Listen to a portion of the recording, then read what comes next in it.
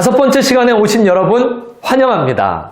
우리 오늘 마지막으로 한번 믿음으로 선포해 보시자고요. 또 따라 하시기 바랍니다. 나는 평생 동안 예수님의 제자가 되고 예수님의 제자를 삼는 삶을 살겠습니다. 아멘. 주님께서 믿음의 선포대로 역사하실 줄 믿습니다. 이 시간에 논의를 위해서요, 제가 1차 소명, 2차 소명이라는 표현을 한번 써볼게요. 1차 소명, 전 세계 모든 사람들에게 동일하게 주어져 있는 소명이 있습니다. 그게 바로 예수님을 믿는 소명입니다. 하나님이 어디를 이처럼 사랑하사? 요한복음 3장 16절이요. 세상을, 이거 신자만 뜻하는 거 아니에요. 신불신간의 모두를 뜻하는 거예요. 하나님이 독생자를 사랑으로 주셔서 죽게 하신 이유가 뭐냐? 이거 세상을 향한 하나님의 사랑입니다. 세상을 향한 하나님의 부르심, 이게 1차 소명이라고요. 모두가 갖고 있는 소명이라고요. 하나님의 피조물들 중에 모든 인간들이 가지고 있는 소명이라고요. 반드시 이루어야 하는 소명. 예수님의 부르심, 예수 믿으면 살고 안 믿으면 죽는다. 이 부르심에 대해서 모두가 꼭 응답해야 된다고요. 그런데 여기에 두 번째 소명이 또 있습니다. 대표적으로 에베소서 4장 11절에 보면요, 교회가 여러 가지 은사와 직분으로 나뉘어서 모여있는 모습을 보여주고 있어요. 교회는 그렇잖아요. 예수님을 머리로 하는 각 지체, 몸들의 연합체 아닙니까? 신비한 예수의 몸 아닙니까, 이게? 손이 하는 일과 발이 하는 일이 다르고 눈이 하는 일과 코가 하는 일이 다르듯 교회를 구성하고 있는 모든 신자 각각이 예수 몸 지체가 되어 각각 다른 은사들로 다른 역할을 하지 않습니까? 이게 2차 소명입니다. 소명이 각자인 거예요. 각자 맡은 부르심의 영역들이 있는 거예요. 1차 소명 안에서는 하나인 거고요.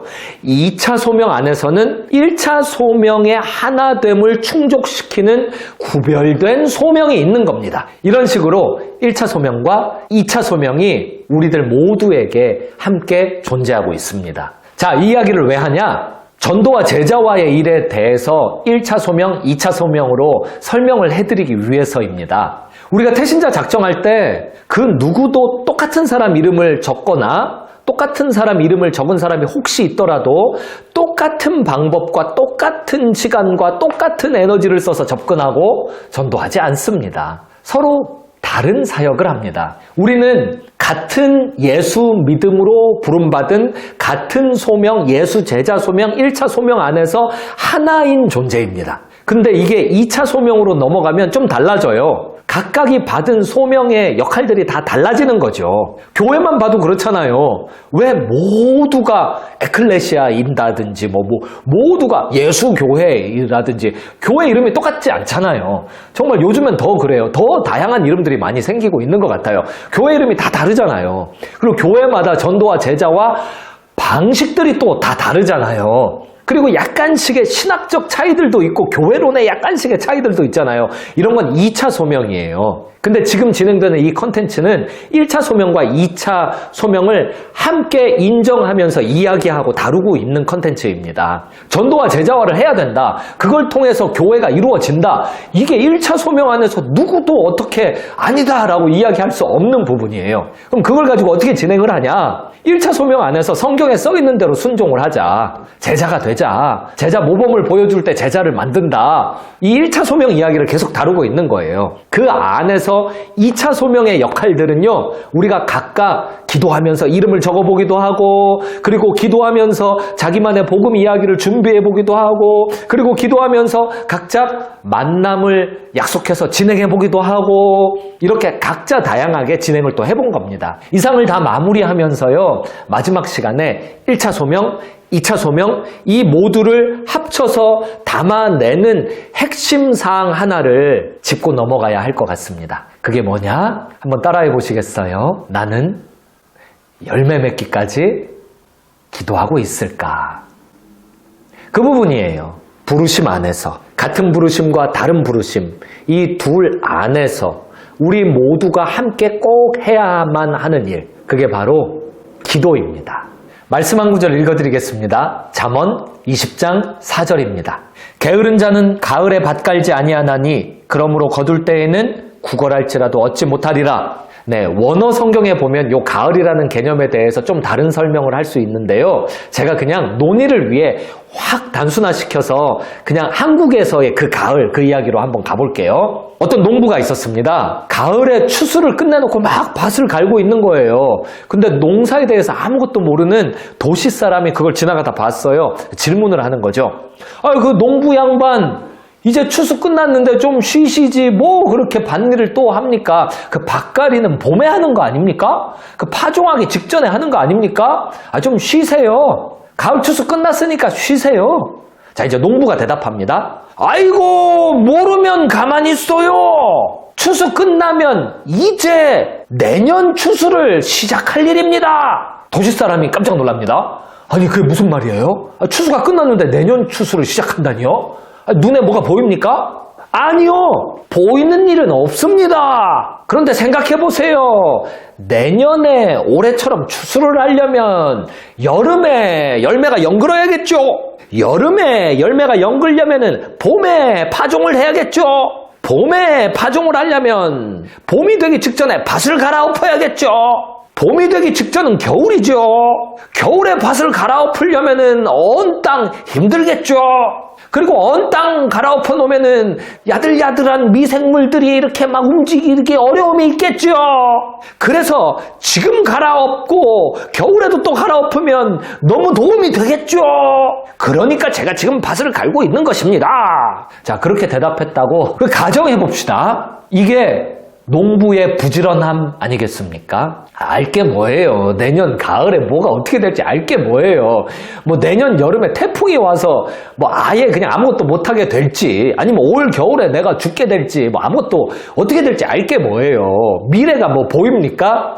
하지만 보이지 않는 시간대를 향하여서 믿음의 시선을 가지고 이 믿음을 현재의 내 눈앞에서 실체화시켜서 일을 진행하는 거 아닙니까? 보이지 않는 세계를 믿음으로 끌어당겨서 현재의 실제화 만들어내고 있는 거 아닙니까? 그게 농부의 부지런함입니다. 그러면 영적 농부인 우리들 뭐 다르겠습니까? 그렇잖아요. 성경이 우리를 영적 농부에 비유하는데 전도하는 사람, 제자화하는 사람, 교회를 세우는 사람, 교회 사역을 하는 사람, 이거 다 영적 농부에 비유하는데 영적 농부는 육적 농부랑 얼마나 그 특징이 같으면 영적, 육적 그게 붙어 있겠습니까? 영적 농부도 부지런합니다. 주님 재림하실 것입니다. 예수님 다시 오실 것입니다. 세계 선교 완성의 날에 주님 반드시 약속의 말씀대로 재림하실 것입니다. 그날 우리 주님 품에 안겨서 의의 면류관 받을 겁니다. 이 땅을 살면서 믿음으로 행한 대로 다 보응 받을 거예요. 우리 믿음 가지고 지금 살기 때문에 이 일도 하는 거 아닙니까? 주님 명령에 순종 왜 해요? 안 믿으면 이거 왜 해요? 주님 안 사랑하면 또 왜 하고요? 이 믿음과 사랑을 가지고 다루면 받을 거 아닙니까, 우리들? 그게 추수 때 아닙니까? 내 영혼 추수. 지금 나의 영혼이 결판 나는 때가 지금 미래에 있는 거 아닙니까? 이게 보여요? 이게 손에 잡혀요? 안 보이고 안 잡히죠? 하지만 영적 농부들 어때요? 안 보이고 안 잡히는 영적인 미래, 예수 재림의 날, 선교의 완성의 날을 향하여 믿음으로 끌어당겨서 현재에서 실제로 지지고 볶는 어떤 일을 하지 않냐고요. 그게 가을에 밭 가는 농부의 부지런함과 같은 거예요. 그게 가을에 밭 가는 때를 아는 농부의 지혜 같은 거예요. 우리들 시간대를 넘나들며 때에 맞는 일을 하는 영적 농부들이고 전도 요원들이고 제자화 요원들입니다. 우리를 부르신 주님 앞에서 우리가 이 시간에 때를 파악하면서 해야 하는 마지막 일이 있습니다. 지금까지 진행한 일들을 모두 기능하게 만드는 해야만 하는 이 일은 바로 기도입니다. 이 일은 내 일이 아니잖아요. 이 일은 주님의 일이잖아요. 그러면 우리 힘으로 할 수 없는 일이죠? 우리 힘으로 할 수 없는 일을 우리가 하라고 명령을 하달 받았으니 어떻게 해야겠어요? 명령하신 분께 해달라고 도움 요청을 해야겠죠. 그게 기도예요. 이 파트를요, 교재의 질문들을 통해서 함께 살펴보시자고요. 첫 번째 질문은요, 아니 내가 왜 전도와 제자화를 그렇게 해야 됩니까? 요걸 가지고 이제 기도 이야기로 연결해 보자고요. 여기에는 제가 교재에도 질문과 답을 통해서 직접 도출해 내실 수 있도록 써놨지만 5가지 이유가 있습니다. 첫 번째 이유, 예수님께서 주신 지상 명령이기 때문이죠. 말씀 읽어드릴게요. 오직 성령이 너희에게 임하시면 너희가 권능을 받고 예루살렘과 온 유대와 사마리아와 땅 끝까지 이르러 내 증인이 되리라 하시니라. 아멘. 성령 받으셨습니까? 아멘. 예, 저 받았습니다. 그거 어떻게 하실 수 있습니까? 말씀에 나옵니다. 대표적으로 사도행전 2장 38절 보세요. 예수님 믿으면 어떻게 되는지 성령을 선물로 받는 겁니다. 저 예수님 믿습니다. 그러므로 말씀에 근거해서 저 성령 받았습니다. 오, 아멘. 딩동댕. 예, 훌륭한 답입니다. 예, 맞추셨습니다. 우리 성령 받았죠. 예수님을 믿으면 선물로 성령님을 주신다고 약속을 해놓으셨는데 하나님이 하나님의 약속을 어길 리가 없잖아요. 하나님의 약속대로 우리 성령 받았죠. 성령님이 우리 안에 내주해서 살고 계시죠. 그러면 성령님을 통해 우리가 무슨 일을 합니까? 성령의 능력을 통해서 땅 끝까지 복음 증거하는 일을 하고 있는 거죠. 내 능력 아니고요. 임재에 계시는 성령님의 능력을 통해서 말이죠. 그런데 왜 안 하겠습니까? 명령을 받았죠. 그 명령을 순종할 수 있는 능력도 받았죠. 뭐 안 할 이유가 없잖아요. 해야만 하는 일이고 할 수밖에 없는 일이죠. 전도와 제자와 말이에요. 두 번째 이유는요. 한 영혼이 천하보다 귀하기 때문입니다. 말씀 같이 읽어보시자고요. 마태복음 16장 26절 사람이 만일 온 천하를 얻고도 제 목숨을 잃으면 무엇이 유익하리요. 생명보다 중요한 게 뭐가 있습니까? 돈을 잃었다? 다시 벌면 되죠.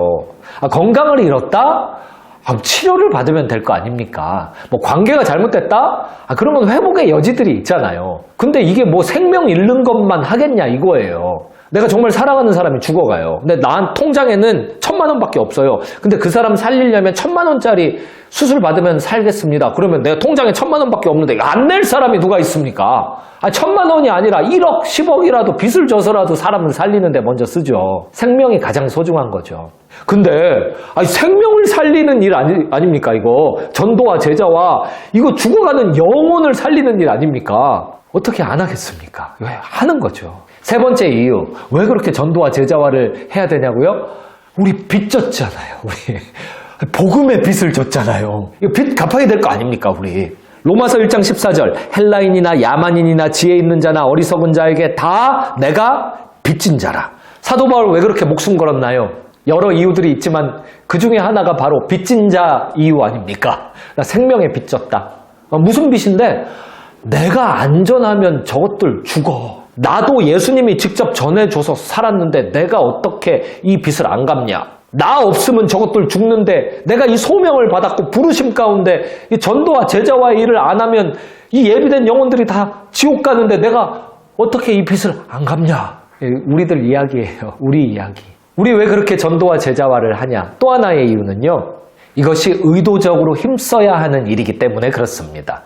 우리 지난 시간에 다룬 적이 있었죠. 수동적 방식과 능동적 방식. 수동적 전도, 능동적 전도. 우리 그거 기억나시죠? 디모데후서 4장 2절 전도자의 일을 하며 내 직무를 다하라. 우리는 순종할 때예요. 소극적 방식뿐만 아니라 능동적 방식이요.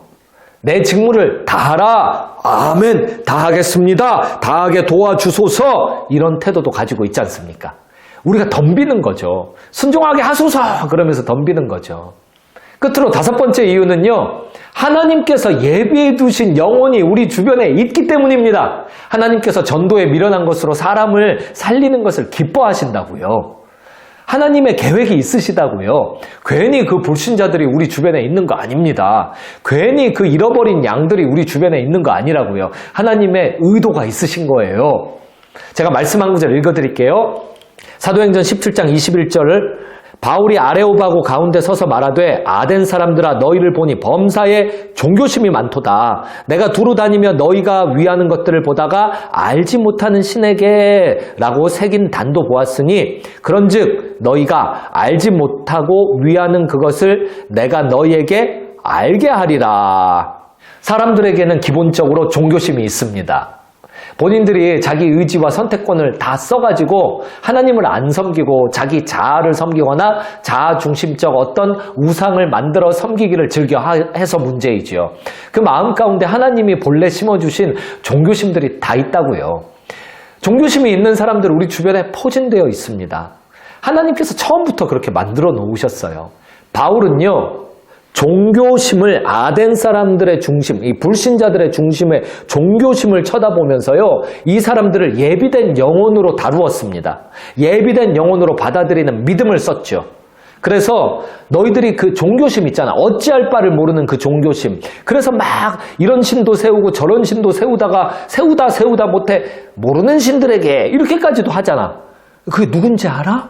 너희들이 모르는 진짜 신이 누군지 알아? 그게 바로 내가 만난 예수 그리스도 주 하나님이셔. 그분이 누군지 알려줄게. 이 예비된 영혼들을 만나는 장면이에요. 우리 주변에도 주님께서 종교심을 넣어두셔서 예비시키신 영혼들이 있습니다.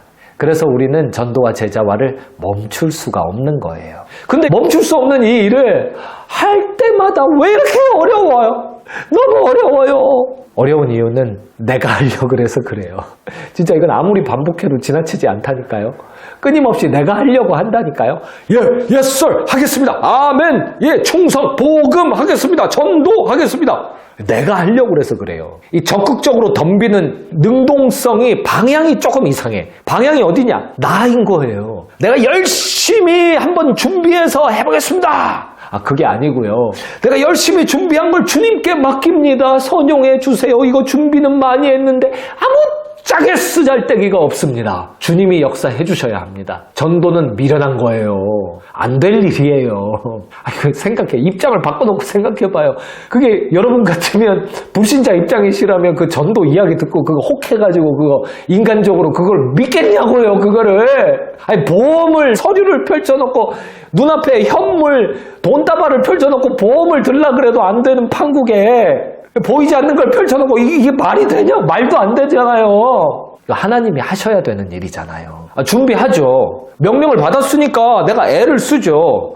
근데 거기서 안 끝나는 겁니다. 애쓰면 뭐예요? 그 주님께 맡겨야 되는 거 아닙니까? 그러면 이거 맡기는 일 있잖아요. 이걸 구체적으로 어떻게 맡기냐? 이거 기도예요, 기도. 그럼 기도를 구체적으로 뭘 기도하냐?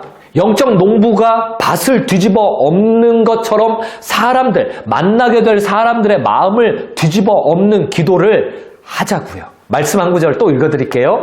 고린도전서 3장 6절로 8절 나는 심었고 아볼로는 물을 주었으되 오직 하나님께서 자라나게 하셨나니 그런즉 심는 이나 물 주는 이는 아무것도 아니로되 오직 자라게 하시는 이는 하나님뿐이니라. 심는 이와 물 주는 이는 한 가지이나 각각 자기가 일한 대로 자기의 상을 받으리라. 아멘. 여기에 아까 말씀드렸던 1차 소명, 2차 소명 다 들어있는 겁니다. 심는 일, 물 주는 일, 이게 2차 소명 영역이에요. 서로 다른 거예요. 아볼로의 역할, 바울의 역할이 다른 거예요. 그런데 이 둘이 함께 1차 소명, 예수님께 순종하는 예수 제자 모범을 보이는 전도 요원, 제자와 요원인 게 1차 소명입니다. 같은 일을 다른 방식으로 하는 거죠. 1차 소명, 2차 소명. 이게 한 군데 뭉쳐져 있는 모습을 조금 전에 여러분들이 보신 거예요. 이 일을 어떻게 합니까? 또 하나 어떻게 하는지 대답하기 위해서 말씀 알려드릴게요. 예수님의 천국 비유 중에 좋은 땅 비유가 있습니다. 더러는 돌짝밭에 떨어지고요. 더러는 가시밭에, 더러는 길가에, 더러는 좋은 땅에 떨어지죠. 옥토밭에 떨어진 씨만 이게 30배, 60배, 100배 열매 맺는 거 아닙니까? 어차피 1차 소명, 2차 소명이 말씀 안에서는요, 영적 농부의 비유를 가지고 그려져 있어요. 영적 농부로서 씨 뿌리는 이야기를 예수님도 천국 비유 들면서 하셨어요. 이거 영적 농부 비유예요. 영적 농부가 이 땅, 옥토밭을 기대하는 게 이게 너무 자연스러운 일이지요. 누구는 물 주고, 누구는 심고, 이 일이 해야만 하는 일이지만 2차 소명, 서로 다르게 해야만 하는 일이지만 이게 아무짝에도 쓸모없다고 하잖아요. 쓸모없다고요. 그러니까 하기는 해야 돼요. 근데 능력은 없는 일이에요. 그럼 하는 일이 능력 있게 열매 맺게 하는 건 누구냐? 하나님이 하신다고요. 그래서 우리가 요 부분을 면밀히 기도했으면 어떨까 싶은 거예요. 영적 농부로서 모든 심는 일, 가꾸는 일 주님께 준비는 하되 의탁드리면서요. 하나님, 저 태신자들의 마음밭을 좀 확 들러 엎어주세요. 이게 저 인간들의, 저 불신자들의, 저 태신자들의 인생의 겨울이 오기 전에 이 풍성한 가을 시즌에 좀 확 들러 엎어주세요. 옥토밭 되게 만들어주세요. 저에게 기회를 주세요. 예비된 영혼을 만나게 하실 뿐만 아니라 이 복음을 말로 전할 기회를 주세요. 이걸 전했을 때 그게 틀림없이 그들의 마음밭에 심겨지게 해주시고 그들의 마음밭에 이걸 복음의 스토리, 씨앗으로 받아들일 때는 그 마음이 준비되어 있게 해주세요. 옥토밭 만들어주세요. 이걸 기도의 자리에서 곡괭이질을 해야 되는 겁니다. 기도의 자리에서 땀을 흘려야 되고 기도의 자리에서 씨름을 해야 되는 겁니다. 태신자 이름을 적었다고 해서 끝나는 게 아니고요.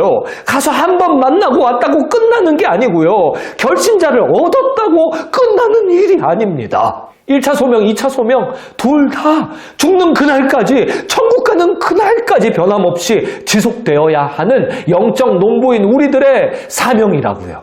이 일은 부지런해야 됩니다. 때를 멀리 내다보면서요, 보이지 않는 때를 향하여서 오늘 보이는 일을 진행하자고요. 보이는 일, 날마다 깨어서 새벽에도 기도하고 낮에도 기도하고 밤에도 기도하시기를 이름 다 적었잖아요. 태신자들 이름 불러가면서 기도하시자고요. 이 일은 성경이 분명히 보여주는 분명한 믿음의 방법입니다. 전도, 제자와 이거 그냥 하는 거 아닙니다. 성경에 나와 있는 대로 믿음으로 진행할 때 열매 맺게 되는 하나님의 일입니다. 이제 5주를 마무리합니다. 마무리하면서 우리 이렇게 기도했으면 좋겠습니다. 주님, 지금까지 진행한 모든 수업과 연습이요, 이거 주님이 선용해 주세요. 주님, 앞으로 순종해 나아갈 때 주님 역사해 주세요. 주님 믿고 바랍니다. 주님이 하실 줄 믿습니다. 우리 그렇게 기도했으면 좋겠습니다. 매 주차마다, 매 회차마다, 매 챕터마다 우리 믿음으로 선포했었죠? 그것을 마지막 교재의 챕터에다가 넣어놨어요. 그 부분, 믿음으로 선언하는 그 부분, 거기에 사인하시기 바랍니다. 그리고 거기 밑에 각자의 소속 교회도 적어 넣으시기 바랍니다. 왜요? 동역자들이니까요. 1차 소명을 함께 진행할 2차 소명 영역에 각각 서로 다른 교회 파트들 동역자들이니까요. 나는 이 교회에서 이렇게 하겠습니다. 적어 넣으시자고요. 사인하시자고요. 계약서 사인하시. 주님 이루실 줄 믿습니다. 지금 당장은 열매가 안 보여도 주님이 하실 것입니다. 사인하시자고요. 마지막으로 제가 더 한번 기도해 드리겠습니다. 감사합니다. 이렇게 5개의 챕터로 나누어서 이 훈련을 진행하게 하신 주님을 찬양합니다. 전도와 제자와 태신자 삼기 훈련 주님께서 진행해 주셨으므로 주님께서 완성하실 줄 믿습니다. 예수님의 이름으로 축복하며 기도드렸습니다. 아멘. 예수 제자로 부르심을 받은 우리 태신자를 품고 복음 전하기 원하네. 주님 함께 하심을 기대하며 그분 닮아가는 삶 살게 하소서.